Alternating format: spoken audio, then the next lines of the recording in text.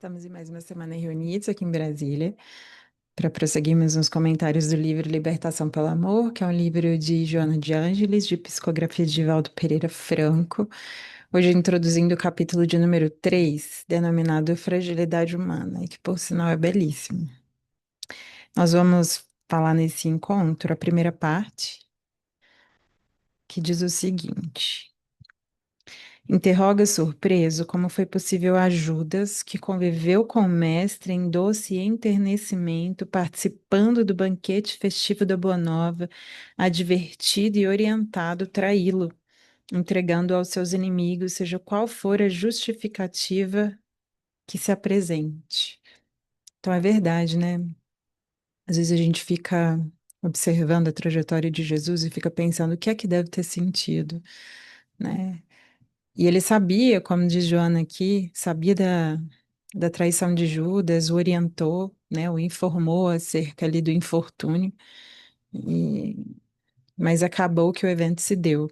Há algumas passagens muito interessantes, né, nos evangelhos que tratam sobre essa ciência prévia de Jesus acerca da traição de Judas.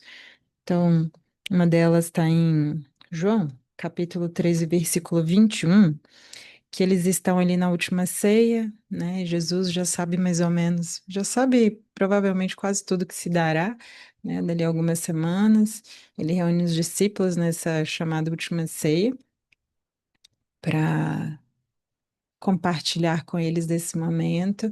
E ali, né, narrado em João capítulo 13, versículo 21, ele diz o seguinte: Ao dizer essas coisas, Jesus agitou-se em espírito, testemunhou e disse: Amém, amém vos digo que um dentre vós me entregará. Então ali, ele já estava meio que advertindo Judas, né, acerca do que ele faria. E ali fica claro também, né, ao molhar o pão, que ele sabia que seria Judas que o trairia. Depois, agora já narrado em Lucas, versículo 22, aliás, capítulo 22, versículo 47, quando Jesus termina de ser preso, né? Então ele é preso, e aí Judas lhe dá um beijo no rosto. Esse beijo é um sinal para que pudessem ir até ali e terminar o que tinha sido combinado, né? Enquanto ele falava, eis que surge uma turba e o chamado Judas, um dos 12, que vinha à frente deles, aproximou-se de Jesus para beijá-lo. Jesus, porém, lhe disse: Judas, com um beijo entregas o filho do homem? Olha só que interessante, né? Então, o beijo é ali, esse início da prisão, né? É a partir dali que aquela turba que estava se formando, Judas chega e o beija, depois ele é levado, né, para a prisão, e depois se dá ali a crucificação, todo aquele processo e tudo mais. E aí é interessante porque ele a todo momento ele percebe, né? E Joana foi muito feliz com esse nome fragilidade, porque fragilidade dá uma ideia de que ainda não é forte, de que é frágil. E frágil somos todos nós, né? E que a gente ganhe também essa percepção de que há momentos, né, na vida, e somos nós também com as nossas imperfeições, com as nossas defecções, a sermos frágeis. Emmanuel tem uma mensagem muito bela que fala que os homens são muito mais frágeis do que maus, e é verdade.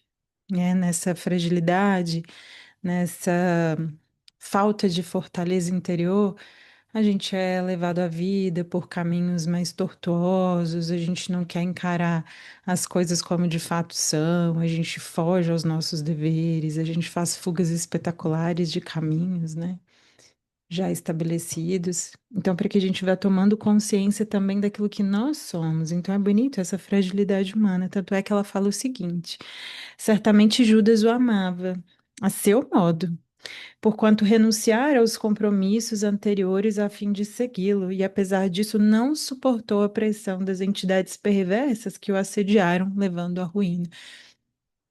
Então veja que há duas coisas, né?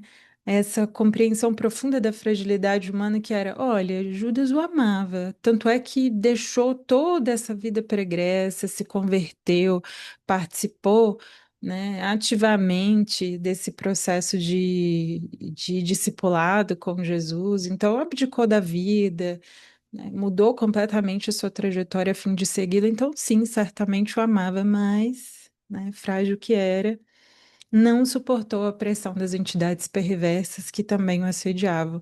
Então, a dizer que quando a gente nunca cai só, né? Sempre muitas forças envolvidas, mas claro, essa nossa fragilidade interior que abre brecha para que então tantas outras coisas possam se juntar e o processo seja conjunto, não foi só Judas a defecção, foi um conjunto de fatores, né? Ainda fustigado pela fraqueza de caráter, quando se deu conta da hediondez praticada, ao invés de enfrentar as consequências do ato ignóbil, optou pela fuga covarde do suicídio cruel. Então também é muito interessante, há uma outra mensagem, agora eu não me recordo o nome, que ela fala muito sobre isso, assim, culpa construtiva, acho que é algo nesse sentido, que fala tanto desse exemplo de Judas, que não soube, né? Ali ele mostra, quando ele percebe o que fez, o que acarretou, ele não consegue suportar, né? Não consegue suportar viver depois daquilo, tamanha a culpa que o insuflara dentro dele. Então, o que que ele faz? Ele se suicida. E Jesus, num gesto bonito na cruz, né, ele manda que um anjo vá encontrar então Judas onde quer que ele esteja, como a dizer, olha, eu continuo te amparando apesar da sua fragilidade. Né, eu continuo estando contigo, mesmo diante disso tudo que me acontece. Isso é belíssimo, né? Esse exemplo de amor incondicional que nos segue mesmo quando não há motivos plausíveis para que a gente continue amando aquele ente querido, né? Inquires com desalento como Pedro, que havia recebido a responsabilidade de apacentar as suas ovelhas, que com ele conviver em intimidade, acompanhando seus momentos de sublimação no Tabor e de abnegação em toda parte, embora avisado com clareza, pôde negá-lo 3 vezes consecutivas.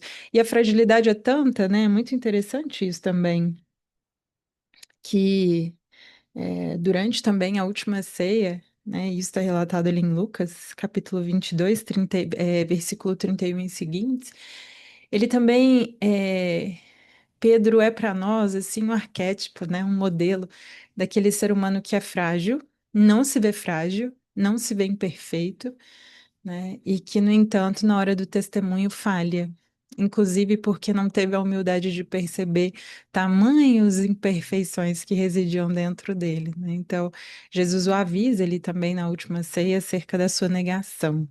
E ele fala o seguinte: Simão, Simão. Ele, porém, vos digo, né? Ele, porém, vos disse: Senhor, estou preparado para ir contigo, tanto para a prisão quanto para a morte. Porque ele, na última ceia, Jesus já vislumbrava esse cenário, como a gente comentou, do que é que estaria se dando, do que poderia acontecer, né? E aí, ele adverte Judas acerca da traição, né? Adverte também Pedro acerca da negação que se daria. Judas não comentou nada, mas Pedro sim, falou: Não, senhor, eu vou contigo onde quer que seja para prisão, seja para a morte, eu estou contigo até o fim. Né? A ver essa nossa fragilidade, que na hora dos testemunhos mesmo é quando a gente vai percebendo. Não aguentou, né? Mas ele disse, Jesus, né? Pedro, eu te digo que hoje não cantará o galo até que negues 3 vezes me conhecer. E foi exatamente o que se deu. As 3 oportunidades, né, em que Jesus mostra a ele, olha, você vai falhar, né? E, e Pedro é bem esse arquétipo mesmo de que muitas vezes a gente não vai se dar conta, a gente não vai conseguir. Na hora do testemunho, a gente não vai reagir a contento. Mas Jesus continua velando, né? Seja por Pedro, seja por Judas, continua ali, dando a sua parte, a sua contribuição, né? E ele ainda comenta uma coisa muito bela, que é isso, né? Ele não se impressiona com a fragilidade, ele percebe a fragilidade de Judas, ele percebe a fragilidade de Pedro, mas ele não se deixa impressionar negativamente por isso, ou seja, não é uma pessoa ingênua, ela vê sim o que existe ali dentro do outro, de más tendências, de boas tendências, né? E meio que escolhe se fixar no que é bom, Tanto é que ele fala, né, nessa mesma predição da negação de Pedro, em Lucas 22:32, ele fala o seguinte: Eu, porém, roguei por ti, para que não cesse a tua fé, e quando tu voltares, apoie os teus irmãos.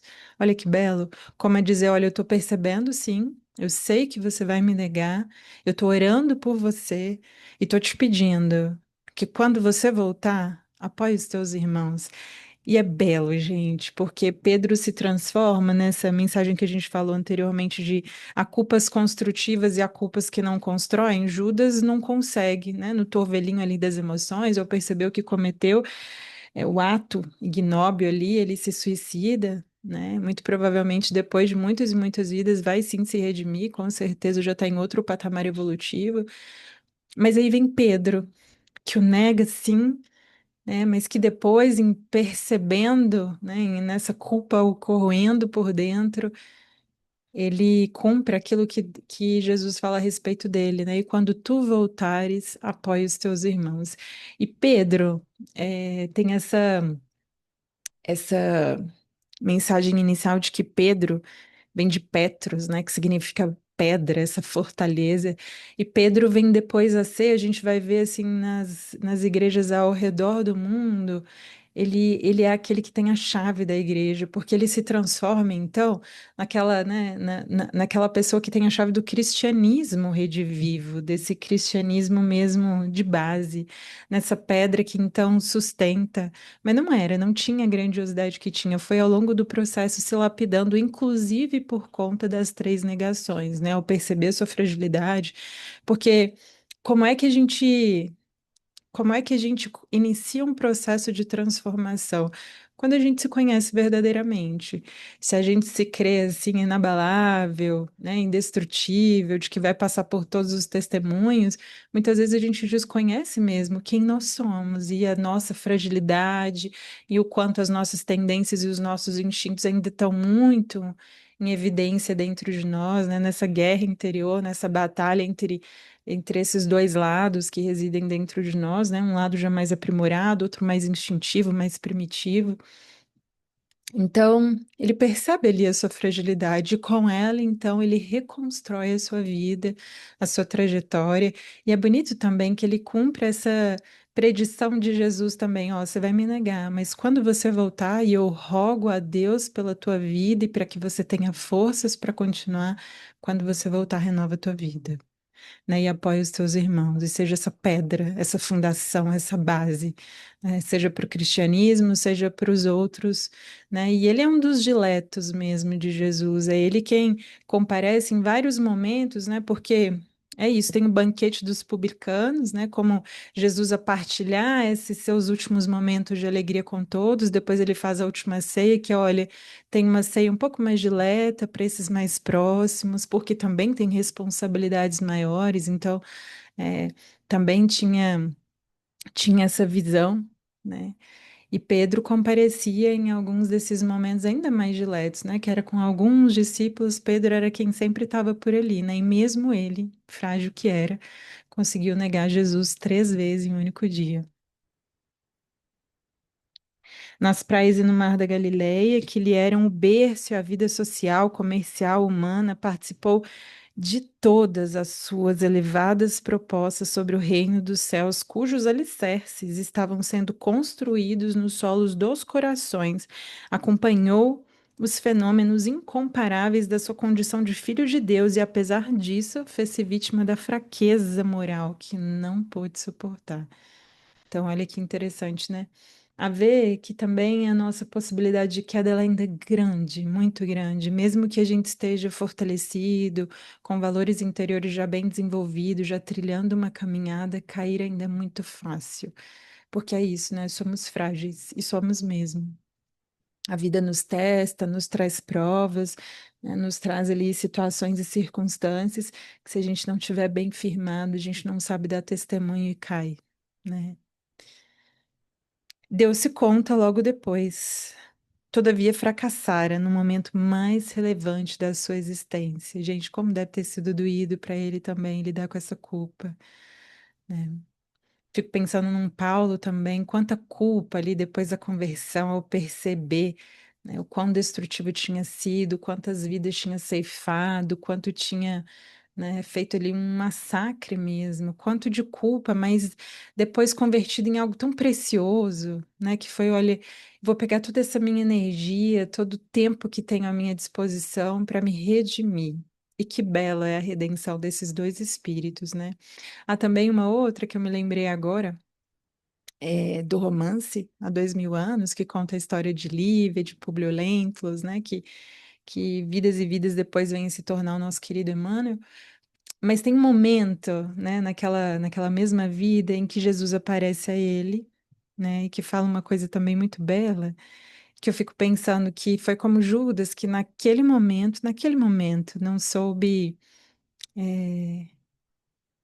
quebrar o seu orgulho, a sua vaidade, ainda muito presente, assim, no âmbito da sua alma, né?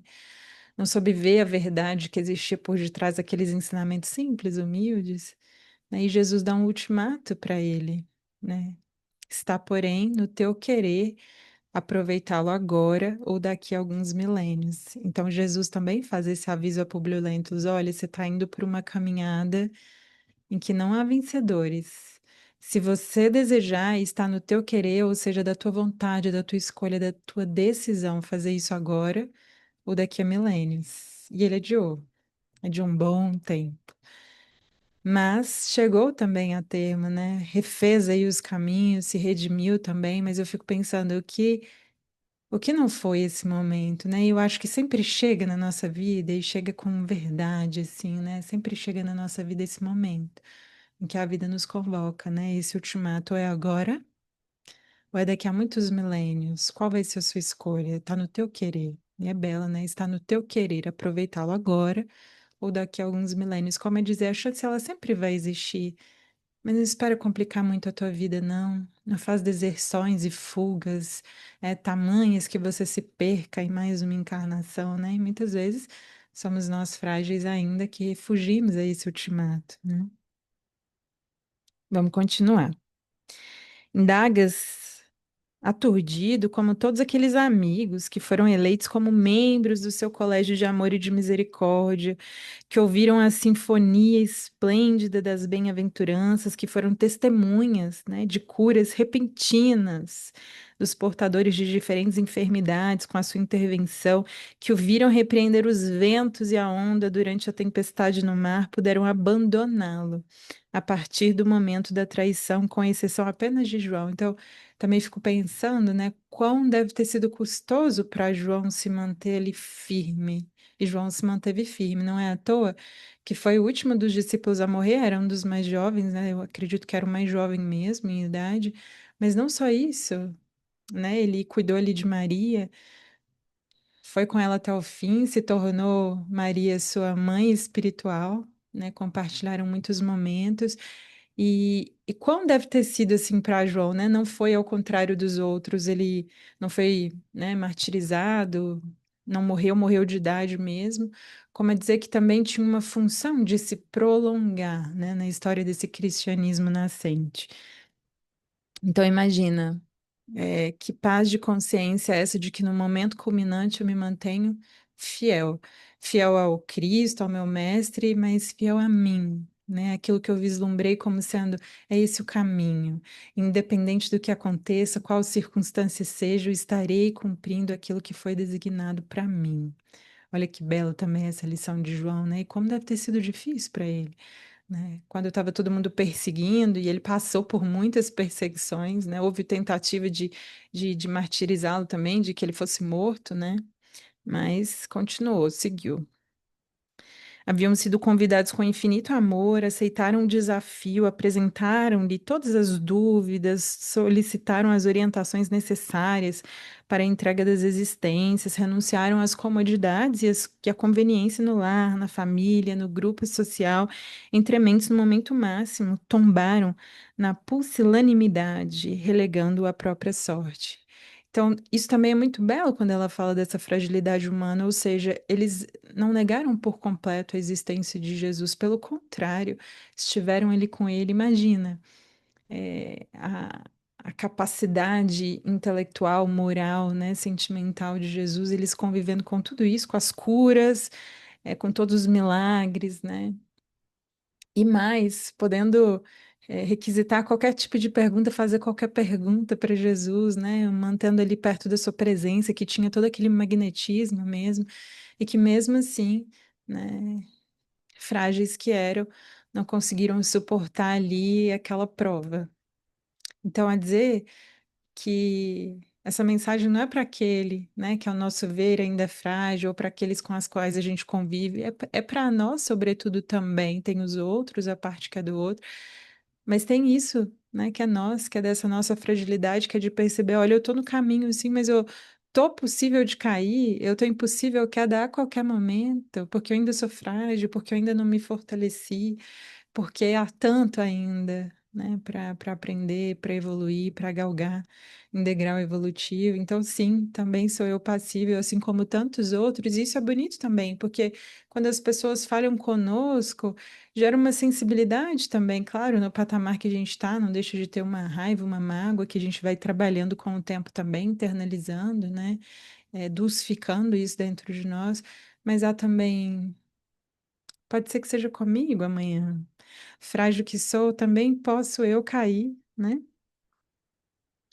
Aí olha que belo. Todos estavam esclarecidos e conscientes de que a jornada com ele era feita de aflições e de soledade. Em momento algum, ele os encorajou à esperança de felicidade no mundo, de glória terrena, de júbilos no poder. Foi-lhe sempre sincero e claro. Algumas vezes mesmo fez-se enérgico e vigoroso a fim de fortalecê-los para a grande luta. Confidenciou-lhes em intimidade esperanças e alegrias inefáveis depois da experiência corporal. E apesar de tudo, não tiveram valor moral para segui-lo. Então, isso também é interessante, né? Ele foi, deu seu exemplo, deu as suas lições, foi honesto com eles desde o início. Olha, isso daqui não é fácil, isso daqui que eu estou propondo para vocês não é o caminho comum, não é o caminho da massa. Muito provavelmente vocês não vão ter satisfações imediatas, serão incompreendidos, passarão por perseguições, ou seja, ele foi muito claro. Né? Ainda assim, eles decidiram segui-lo, só que quando as coisas foram ficando realmente muito complicadas, e há esses momentos culminantes na vida de todos nós, e que a gente saiba percebê-los quando o dia chegar, porque há de chegar, né? Que todos esses momentos eles vão de chegar na nossa vida, na nossa própria trajetória, talvez é, embalados em circunstâncias comuns ou em dias normais, mas de decisões mesmo definitivas para a nossa alma, ou é agora ou daqui a muito tempo, e aí vai ser mais difícil, né? E como o livro diz, que a gente se liberte por amor, que a gente saiba passar por essas provas, né? Por essas culminâncias da vida a contento, né? Seguindo Jesus e, sobretudo, sendo fiéis a nós mesmos. Sucede que o mundo físico é também sinônimo de ilusão, de sonho, de incerteza, mesmo eles, que deveriam estar estruturados na coragem imbatível, pelo que de se encontravam conhecedores, não tiveram condições de merecer a palma da vitória sobre a inferioridade moral, pelo menos no momento do grande testemunho. Então, olha, né? Quando a vida nos chamar a esses grandes testemunhos, que a gente saiba aceitá-los, né? Como ele disse ali, né? A exceção de João, todos os outros, no seu grande testemunho, na prova da vida, não conseguiram passar. Passariam depois, ainda bem, é, nesse processo dessa culpa construtiva, de que eu me transformo, apesar dos equívocos, mas é como o livro diz, a possibilidade da gente se libertar pelo amor, da gente não precisar dessa dor, dessas expiações, né? Porque é isso, quando eu fujo do caminho, necessariamente eu vou encontrar ali as consequências daquela fuga, que vão ser dolorosas, que muito provavelmente vão durar algum tempo na nossa vida, quando a gente poderia simplesmente encurtar naquele momento de grande testemunho, com muita coragem, né, dizer um sim, mesmo quando o nosso coração ele está despedaçado, né, e que muito provavelmente vai exigir ali um esforço grande, há de vir também uma resistência grande dentro de nós, não querendo vivenciar aquilo, né? Mas em aceitando, assim, um nível de dor, mas é como se a gente estivesse evoluindo pelo amor, né? Agora na fuga, não. por mais que depois eu vá ter outras oportunidades, eu vá tentar fazer de uma outra forma, naquele momento ali não deu, né? Falhei. Mais tarde, sim, todos se entregaram ao amor e à glória de servi-lo, redimindo-se da fraqueza humana. Então, sim, o bom da vida é que ela sempre há de nos conceder novas oportunidades, não importa qual tenha sido o dia de hoje, né? Então, por mais que eu tenha fracassado, no outro dia a vida me convida a novas oportunidades, mas que aí sim, então, né? Eu saiba agarrar essas oportunidades, mas mais do que isso, que estejamos atentos à vida, às tentativas de fuga, às tentativas de uma paz, né? Que muitas vezes é a ausência de conflito, que é atendimento das nossas necessidades, daquilo que a gente julga como bom na vida, né? Então, que a gente esteja atento, porque teremos sim novas oportunidades, e que bom que as temos, mas que a gente não precise mais fugir, sabendo qual é o caminho, sabendo dos convites que a vida nos faz, que a gente saiba aceitá-los, ainda que naquele momento tenha uma dose de fé, sim, porque nem tudo são flores, mas pelo menos sendo vitorioso nisso, de dei a minha batalha. Eu fiz o que eu podia, eu fui até o fim, e isso também é belo. Eu fico imaginando o João, né? Essa sensação de que, caramba, naquele momento culminante eu soube permanecer, mesmo quando todos ao meu redor tinham partido, eu soube ali permanecer. Que belo exemplo, né? E que a gente possa ter cada vez mais essa satisfação interior de estar em paz, porque deu o seu melhor, né? Tem só uma mensagem que eu queria ler com vocês, que é muito bela, que ela fala sobre essa fragilidade humana e fala sobre essa sabedoria divina de Deus, de Jesus também, de ver tudo que há em nós, né, mas de não se fixar no lado ruim. Eu me lembro que algumas vezes, quando eu atirei, ela fez tanto sentido. E que a gente saiba fazer isso, chamar exemplo do Cristo. Olha que belo. Uma mensagem do Fonte Viva, capítulo 109. E ele falava assim: ele bem sabia o que havia no homem. Então, essa primeira frase é de João, capítulo 2, versículo 25, que era: olha, ele, né, espiritualmente sendo quem era, né, com a sua evolução, por toda a trajetória ali caminhada, ele sabia quem eram os seus discípulos, sabia o que tinha de bom e de mal, mas não se fixava na parte ruim. Então, é exemplo do Cristo, que a gente possa ser também essa imitação do Cristo nessa parte. Então, ele bem sabia o que havia no homem. Sim, Jesus não ignorava o que existia no homem, mas nunca se deixou impressionar negativamente. Olha só. Sabia que a usura morava com Zaqueu, contudo o trouxe da sovinice para a benemerência. Então, Zaqueu, que era aquele rico, né? O que que Jesus faz? Olha, sabia que tinha aquela usura, aquela sovinice, né? Mas não se fixou nisso. Fez com que ele e é belo isso, né? Porque Jesus usa aquilo que é frágil em nós para depois se tornar também uma fortaleza. Eu acho que isso que é das coisas mais belas. Então, percebi assim ali uma sovinice, mas depois percebeu também, olha, isso daqui pode ser potencial para tanta coisa, né? E depois vem Zaqueu a ser esse benemérito que foi, né?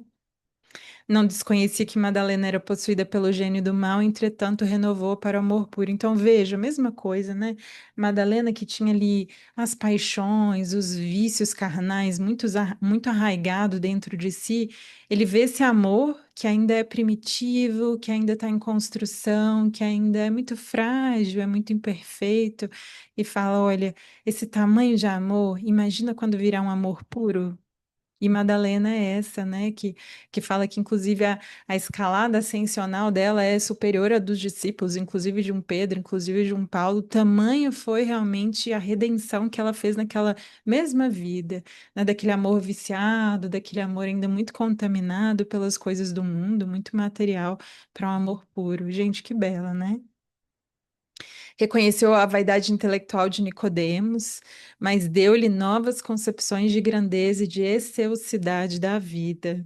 identificou a fraqueza de Simão Pedro, todavia, pouco a pouco, instala no coração do discípulo a fortaleza espiritual que faria dele o sustentáculo do cristianismo nascente.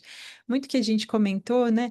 Via essa fragilidade, essa inconstância, que uma hora ia, outra hora não, na hora culminante falhou, não foi só uma, não foi só duas, foram três vezes, mas ainda assim ele olha e fala: essa fraqueza. Se um dia ela for levada para o rumo certo, Pedro pode se tornar a maior fortaleza de que a gente precisa, não só dele mesmo, como então, né? Forte o suficiente com essa fortaleza interior tão bem firmada que pode então apacentar outras ovelhas, né? Fazer esse pescador de homens, como diria ali depois Jesus sobre ele, né? E que seria esse sustentáculo, essa pedra, né, do cristianismo nascente. Vê as dúvidas de Tomé sem desampará-lo. Então, Tomé é aquele que duvida de tudo, né? E não desampara. Compreende as dúvidas, mas fala: olha, daqui a pouco, quando essas dúvidas se dissiparem, poderá então Tomé ser alguém que pode sim contribuir grandemente aqui para os serviços redentores, né? Conhece a sombra que habita em Judas, sem negar-lhe culto da afeição. Gente, até o fim. Até quando ele lhe dá um beijo, né? Até aquele último instante, Jesus espera dele uma outra conduta. Então, sabe, percebe, inclusive comenta com ele, né? De modo muito sutil, no sentido de muitas vezes, talvez, demovê-lo da ideia ou fazê-lo ver, né? Aquilo que estava fazendo. Mas até o fim lhe dá tudo, né? Afeição completa. Jesus preocupou-se acima de tudo em proporcionar a cada alma uma visão mais ampla da vida e em aquinhoar cada espírito com eficientes recursos de renovação para o bem. Não condenes, pois, o próximo, porque neles observes a inferioridade e a imperfeição. Então, que a gente não seja ingênuo sobre a vida ou sobre as pessoas. Veja assim, né? Olha, eu sei o que há no homem, eu sei os pontos frágeis, eu sei as imperfeições. Eu sei esses pontos mortos que ainda há dentro de cada um de nós e que a gente possa cada vez mais olhar para dentro da nossa própria trajetória, os nossos pontos frágeis, mortos que existem dentro de nós. Mas, como diz ali, é exemplo do Cristo, ajuda quanto possas. Então, dá as oportunidades, vê que o outro é frágil, mas eu lhe dou as oportunidades. Eu vejo sim as suas indecisões, eu vejo sim que você é frágil, mas ainda assim eu te dou oportunidades de que você possa fazer diferente. É tão belo isso, porque tantas outras pessoas tiveram que acreditar em nós quando a gente ainda era mais fraco ainda, mais frágil ainda. Teve quem olhasse para nós e falasse: vou te dar uma chance. E é belíssimo, gente, é belíssimo quando a gente faz isso pelos outros também, assim como fizeram conosco. Olha, eu sei que você caiu, sei que você estava frágil, eu sei que você é inconstante, mas eu te dou uma chance. Vamos lá, vai dar certo. O divino amigo sabe o que existe em nós. Não desconhece a nossa pesada e escura bagagem do pretérito, nas dificuldades do nosso presente, recheado de erros e hesitações, mas nem por isso deixa de estender-nos amorosamente as mãos. Emmanuel. Então é um pouco sobre isso, né? Eu vejo suas fragilidades, mas eu escolho te dar novas chances. Gente, isso é belíssimo. Sabe, eu fico imaginando assim na minha trajetória, fico relembrando as pessoas, né, que a despeito de tudo que eu era, né, já melhorei muito, mas ainda preciso assim enormemente melhorar muito, muito mais.